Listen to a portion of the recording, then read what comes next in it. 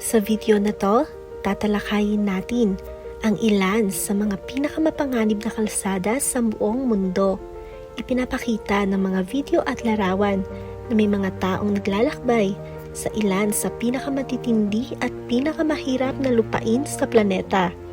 Kaya kung hindi ka madaling matakot at kaya mong harapin ang matinding panganib ng mga kalsadang ito, ikabit na ang iyong seatbelt at samahan kami sa isang virtual na biyahe. Ngayon, simulan na natin ang countdown. Fairy Meadows Road, kilala rin bilang Nanga Parbat Pass sa Pakistan. Ang haba ay 10 milya, 16 kilometro. Pagtaas ng elevation, humigit kumulang 8,000 feet o 2,400 meters.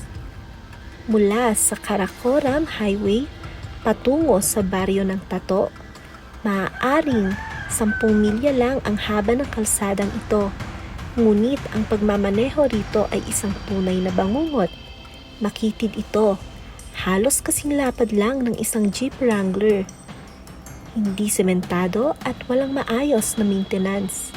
Sa halip na guardrail, may libo-libong metrong bangin pababa sa lambak. Umakyat din ang kalsada ng halos 8,000 talampakan sa maikling distansya. Kaya maraming bahagi ang sobrang tarik at nakakatakot.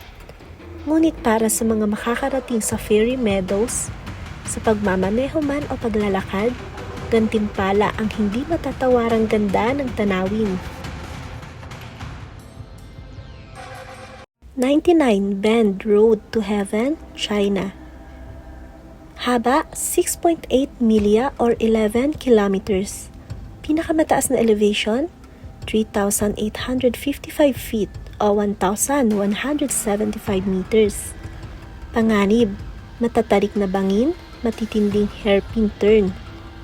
Hindi na nakakapagtaka na ang bansang nagbigay sa atin ng Zhangjiajie Glass Bridge at mga marurupok na wooden walkway ng Huashan ay may mga panganib ding kalsada.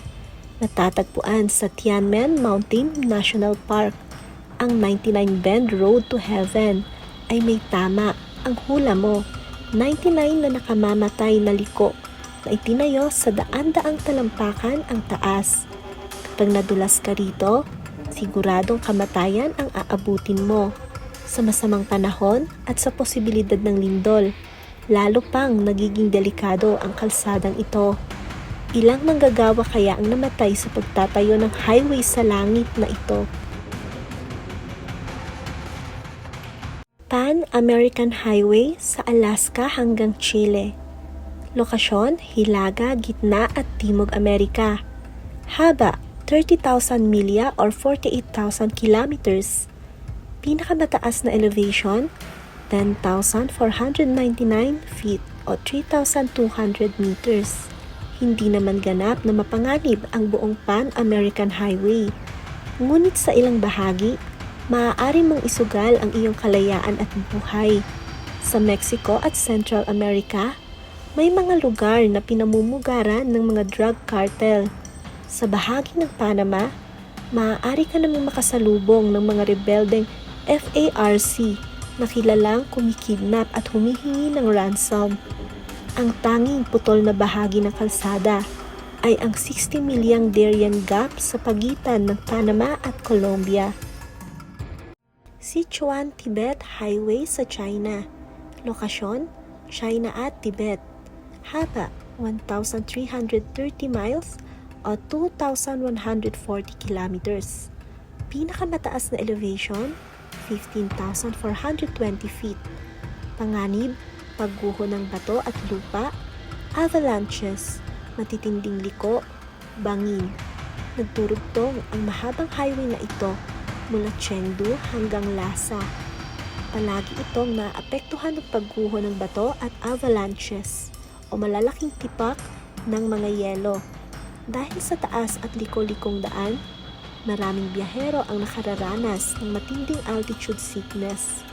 Sa kabila nito, makikita ang mga Buddhist monastery, mongheng nakapulang kasuotan, at mga kawan ng yak. Mula nang itayo ito noong 1950 to 1954, Libo-libong tao na ang namatay dito. James Dalton Highway, Alaska. Haba, 414 miles.